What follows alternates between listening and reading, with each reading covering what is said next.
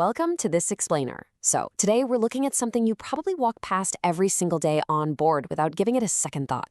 But the second a man overboard emergency happens, well, it instantly becomes the absolute most critical piece of equipment on your vessel.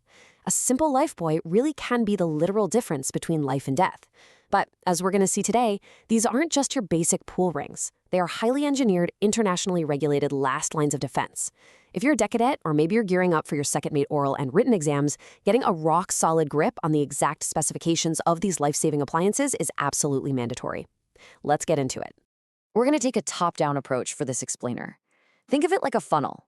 We'll start wide with the ship-wide strategy dictated by SOLAS, the International Convention for the Safety of Life at Sea. Specifically, Chapter 3, Regulation 7, which dictates exactly where these devices have to go and what they need to carry. Then we'll zoom right in on the anatomy of the buoy itself using the LSA code, the Life-Saving Appliance Code. And honestly, this funnel approach, it's exactly how you should structure your answers when you're sitting in that oral exam. Okay, here's our agenda for today. We're covering SOLAS distribution rules, attachments and markings, LSA code physical dimensions, buoyancy and mass requirements, fire and drop testing, and we'll wrap it all up with an exam revision summary. Act 1. SOLAS Distribution. Chapter 3, Regulation 7. So the very first question SOLAS Chapter 3 asks is, where do we actually put these personal life-saving appliances? The big overarching rule here is that life buoys must be distributed so they are readily available on both sides of the ship. But there's a very specific placement rule you need to know. SOLAS explicitly mandates that at least one life buoy shall be placed in the vicinity of the stern. Why the stern? Well, think about the dynamics of a man overboard situation. The casualty is often going to drift aft along the side of the vessel, straight toward the propellers. Having a lifebuoy ready to deploy at the absolute aftmost point gives your crew one final, critical opportunity to drop a line to someone passing the stern. Immediate availability is literally the whole point of this regulation. Section 2, Attachments and Markings. Let's talk about lifelines, lights, and smoke. Moving on from where they're placed, what actually needs to be physically attached to these things? Because a bare ring, that's just not going to cut it. SOLAS requires highly specific functional attachments depending on where the buoy is located. At least one lifebuoy on each side of the ship must be fitted with a buoyant lifeline. And it doesn't stop there. Not less than 1/2 of the total number of lifebuoys on board have to be provided with self-igniting lights. These lights are absolute lifesavers during nighttime emergencies because they activate automatically the moment the buoy hits the water, guiding both the casualty and the rescue boat in the dark. Now here's where you need to pay attention because examiners love testing you on the exact lengths and numbers. For those buoyant lifelines we just mentioned, the length has to be not less than twice the height at which it is stowed above the waterline in the lightest seagoing condition, or 30 meters, whichever is greater. Really lock that whichever is greater clause into your memory right now. Also, out of your entire lifebuoy inventory, not less than 2 of them must have self-activating smoke signals that are capable of quick release directly from the navigating bridge. These are a game changer for daytime search and rescue, giving you a highly visible colored smoke marker in the water. Before we move on from SOLAS, we have to talk about markings. Think about it. If a life buoy is found just bobbing in the middle of the ocean, the authorities need to know exactly where it came from. So, every single life buoy must be permanently marked in block capitals of the Roman alphabet with the name and the port of registry of the ship. This proper identification is completely non-negotiable. Section 3, LSA code dimensions. Standardizing survival.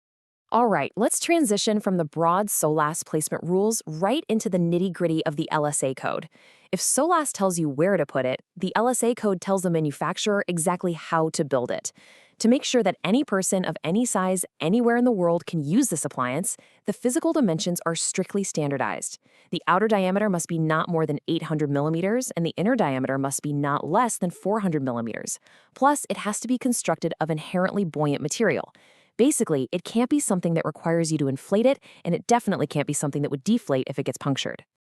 You know that rope secured around the outside perimeter? That's the Grabline, and survivors rely on it heavily to hold on while waiting for rescue, so the technical specs are very precise. The Grabline must be not less than 9.5 millimeters in diameter. The total length? Not less than 4 times the outside diameter of the lifebuoy body. And lastly, it has to be secured at 4 equidistant points to form exactly 4 equal loops.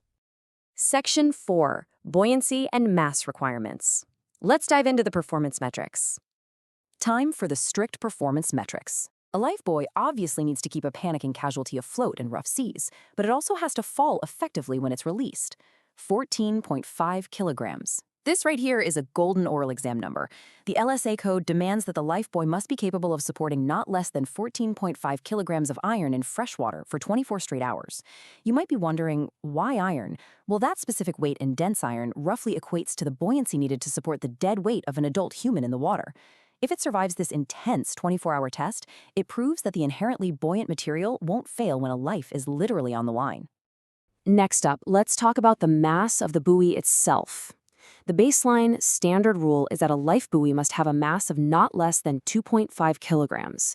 But, wait, there is a major exception you need to know.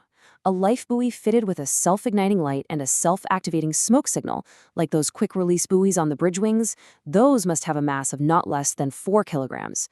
Why the extra weight? Because it physically needs sufficient mass to overcome the friction of the quick-release chute and forcefully pull the smoke signal activation pins as it falls.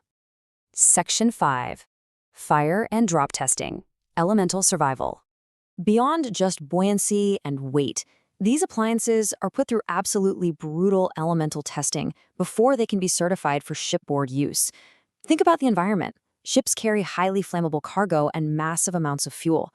In a major emergency, your life-saving appliances might very well be exposed to flames. The standard dictates that a lifebuoy must be fire-resistant. Specifically, it shall not sustain burning or continue melting after being completely enveloped in fire for at least 2 seconds. And look what's back, that magical exam metric again, 30 meters. We saw it earlier with the lifeline length, and here it is making a return appearance for the drop test. To pass certification, the lifebuoy must withstand a drop into the water from the exact height at which it is stowed above the waterline in the lightest seagoing condition, or 30 meters, whichever is greater. But here's the kicker. Just surviving the fall isn't enough. After it hits the water, its operating capability and all of those attached components we talked about, they must remain completely unimpaired. If the light shatters or if the Grabline snaps on impact, it completely fails the test. Section 6, Exam Revision Summary. Time for the golden numbers. Okay, let's rapid fire this and bring it all together. If you're sitting for your MMD oral or written exam soon, the examiner fully expects you to rattle these off without skipping a beat. Commit these golden numbers to memory. Lifeline lengths and drop tests both use that critical benchmark of stowage height or 30 meters, whichever is greater. Buoyancy, it requires supporting 14.5 kilograms of iron for 24 hours. The standard minimum mass is 2.5 kilograms, but that jumps to 4 kilograms for those fitted with light and smoke signals. Dimensions are capped at 800 millimeters outer and 400 millimeters inner. Grablines have to be 9.5 millimeters thick, forming 4 equal loops, and the buoy must survive a 2-second fire envelopment. Knowing the theory is exactly what gets you past the examiner, for sure, but applying it, that's what actually keeps your crew alive. When you step onto a ship as a newly minted officer of the watch, doing your very first safety round, these aren't just textbook numbers on a page anymore. You need to physically check that those Roman capital letters are actually legible. You need to verify the lifelines aren't rotting in the sun and are tied correctly. You need to be totally certain that the heavier 4-kilogram buoys are the ones actually rigged to the bridge quick release. How are you going to build this precise level of verification into your daily routine? Think about that as you continue your training. Thank you so much for joining me for this explainer, and hey, stay safe out there.